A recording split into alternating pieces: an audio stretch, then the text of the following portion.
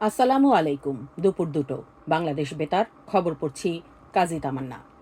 প্রধান উপদেষ্টা অধ্যাপক ডক্টর মোহাম্মদ ইউনুস শহীদ শরীফ ওসমান হাদি হত্যাকাণ্ড এবং অন্যান্য সন্ত্রাসী কর্মকাণ্ডের সঙ্গে জড়িতদের দ্রুত সময়ের মধ্যে গ্রেফতারের নির্দেশ পুনর্ব্যক্ত করেছেন। গতকাল রাষ্ট্রীয় অতিথি ভবন যমুনায় দেশের সার্বিক আইন শৃঙ্খলা পরিস্থিতি পর্যালোচনায় বৈঠকে সভাপতির বক্তৃতায় তিনি এই নির্দেশনা দেন। প্রধান উপদেষ্টা বলেন, আসন্ন জাতীয় সংসদ নির্বাচনের আগে যে কোনো মূল্যে দেশে আইন শৃঙ্খলা পরিস্থিতি স্বাভাবিক রাখতে হবে। বিএনপির ভারপ্রাপ্ত চেয়ারম্যান তারেক রহমানের দেশে প্রত্যাবর্তন, আসন্ন বড়দিন ও ইংরেজি নববর্ষ উদযাপন উপলক্ষে গৃহীত নিরাপত্তা সংক্রান্ত পদক্ষেপ সহ বিভিন্ন বিষয় নিয়ে বৈঠকে আলোচনা করা হয়।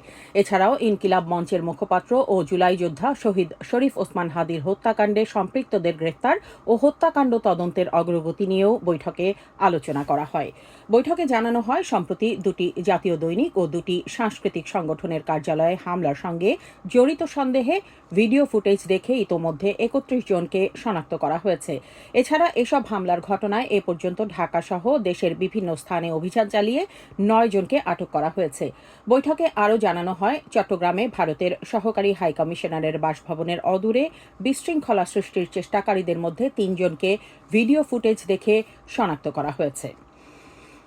আসন্ন ত্রয়োদশ জাতীয় সংসদ নির্বাচন ও গণভোট উপলক্ষে ভোটারদের সচেতন ও উদ্বুদ্ধ করার লক্ষ্যে আজ প্রধান উপদেষ্টা অধ্যাপক ডক্টর মোহাম্মদ ইউনুস ভোটের গাড়ি প্রচারণার উদ্বোধন করবেন। প্রধান উপদেষ্টা বিকেলে জাতীয় সংসদ ভবনের দক্ষিণ প্লাজায় ভিডিও বার্তার মাধ্যমে ভোটের গাড়ি প্রচারণার আনুষ্ঠানিক উদ্বোধন করবেন।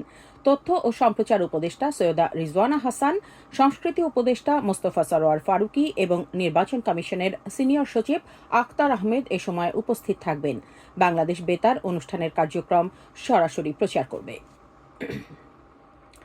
দেশে প্রথমবারের মতো চালু হওয়া পোস্টাল ব্যালট ব্যবস্থা আগামীতে বিশ্বজুড়ে একটি রোল মডেল হিসেবে পরিচিতি পাবে বলে মন্তব্য করেছেন প্রধান নির্বাচন commissioner CEC AMM Nasir Uddin.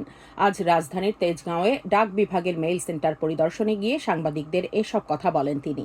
CEC বলেন, দেশের ভেতরে যারা পোস্টাল ব্যালটে ভোট দিতে চান তাদের দ্রুত নিবন্ধন সম্পন্ন করার আহ্বান জানানো হয়েছে।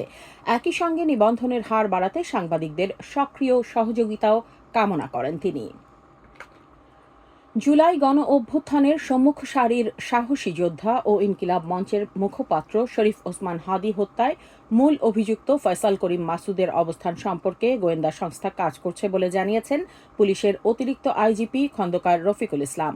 তিনি গতকাল সচিবালয়ে অপারেশন ডেভিল হান্ট ফেজ 2 ও দেশের সার্বিক আইনশৃঙ্খলা পরিস্থিতির অগ্রগতি বিষয়ে আয়োজিত এক সংবাদ সম্মেলনে এ কথা বলেন। পুলিশের অতিরিক্ত আইজিপি বলেন, শরীফ ওসমান হাদির হত্যাকারীকে গ্রেফতারে আইনশৃঙ্খলা বাহিনী সর্বোচ্চ প্রচেষ্টা চালিয়ে যাচ্ছে।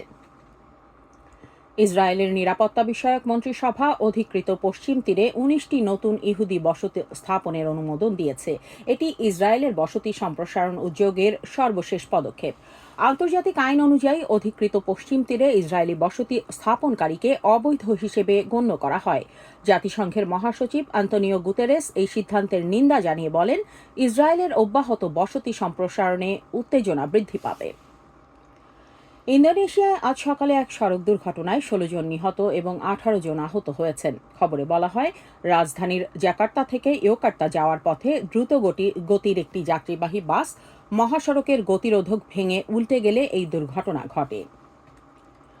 থাইল্যান্ড ও ক্যাম্বোডিয়ার মধ্যে ভয়াবহ সংঘাতের সমাধানের উপায় বের করতে দক্ষিণ পূর্ব এশীয় দেশসমূহের পররাষ্ট্রমন্ত্রীরা মালয়েশিয়ায় বৈঠক করেছেন। এই বৈঠকের মধ্যেই দুই প্রতিবেশী দেশের সীমান্তে আজ আবারও নতুন করে সংঘাত শুরু হয়েছে। দুই দেশের মধ্যে একটি যুদ্ধবিরতি চুক্তি পুনরুজ্জীবিত করার জন্য দক্ষিণ পূর্ব এশীয় দেশগুলোর সমিতি আসিয়ানের কূটনৈতিক প্রচেষ্টাকে হুমকির মুখে ফেলেছে দুই সীমান্তের সংঘাত। সবশেষে আবহাওয়া। আজ সন্ধে ৬টা পর্যন্ত পূর্বাভাসে বলা হয়েছে, অভ্যন্তরীণ নদীবন্দরগুলোর জন্য কোনো সতর্কবাণী নেই এবং কোনো সংকেত দেখাতে হবে না। খবর শেষ হলো। আমাদের পরবর্তী খবর প্রচারিত হবে বেলা ৩টায়।